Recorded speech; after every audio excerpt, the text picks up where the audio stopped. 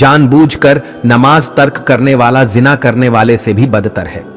एक रिवायत में है कि बनी इसराइल की एक औरत हजरत मूसा की खिदमत में आई और अर्ज किया, ऐ अल्लाह के नबी, मैंने बहुत बड़ा गुनाह किया है और तौबा भी की है। अल्लाह ताला से दुआ मांगिए कि वह मेरे गुनाह को माफ कर दे और मेरी तौबा कबूल फरमाए। हजरत मूसा ने पूछा, तूने कौन सा गुनाह किया है? वह कहने लगी कि मैंने जिना किया है और जो बच्चा पैदा हुआ उसे कत्ल कर दिया है। यह सुनकर हजरत मूसा बोले, ऐ गुनाहगार निकल जा, कहीं तेरी नुहूसत की वजह से आसमान से आग नाजिल होकर हमें न जला दे। चुनांचे वह अपना टूटा हुआ दिल लेकर वहां से चल पड़ी।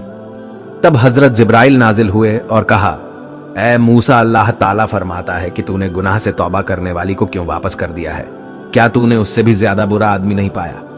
हजरत मूसा ने पूछा, ऐ जिब्राइल, उस औरत से ज्यादा बुरा कौन है? हजरत जिब्राइल बोले कि इससे बुरा वह है जो जानबूझकर नमाज छोड़ दे। अल्लाह के प्यारे रसूल पैगंबर हजरत मोहम्मद सल्लल्लाहु अलैहि वसल्लम फरमाते हैं, मुसलमान और काफिर के बीच फर्क करने वाली चीज नमाज है। जिसने जानबूझकर नमाज छोड़ दिया, गोया उसने काफिर का काम किया।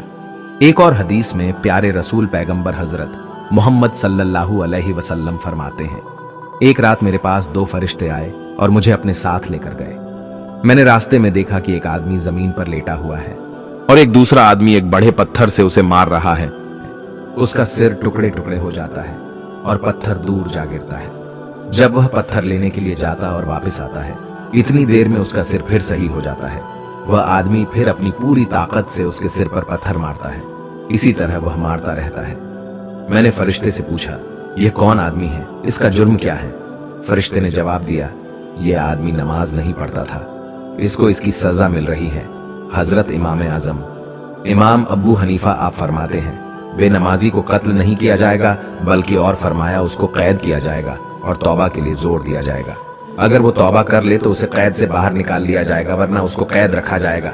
अल्लाह के रसूल ने इरशाद फरमाया, जिसने नमाज छोड़ी उसका कोई दीन नहीं है।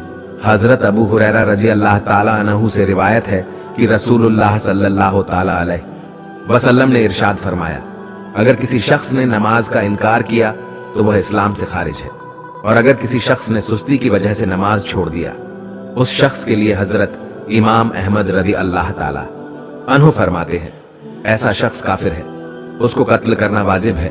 और मेरे रसूल सल्लल्लाहु अलैहि वसल्लम ने इरशाद फरमाया, जिसने जानबूझकर नमाज छोड़ा उसने ऐलानिया कुफ्र किया।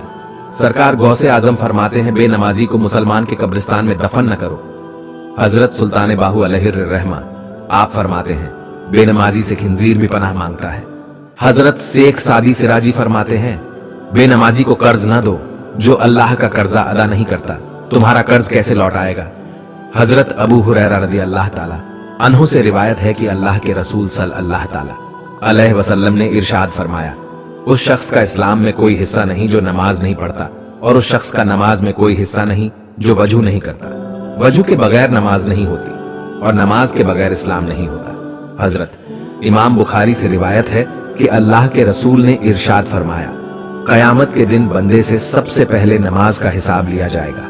अगर उसकी नमाज ठीक रही तो वह नजात पा गया। दीन खुद सीखे और दूसरों को भी सिखाए। दीन का इल्म ज्यादा से ज्यादा लोगों तक पहुंचाए।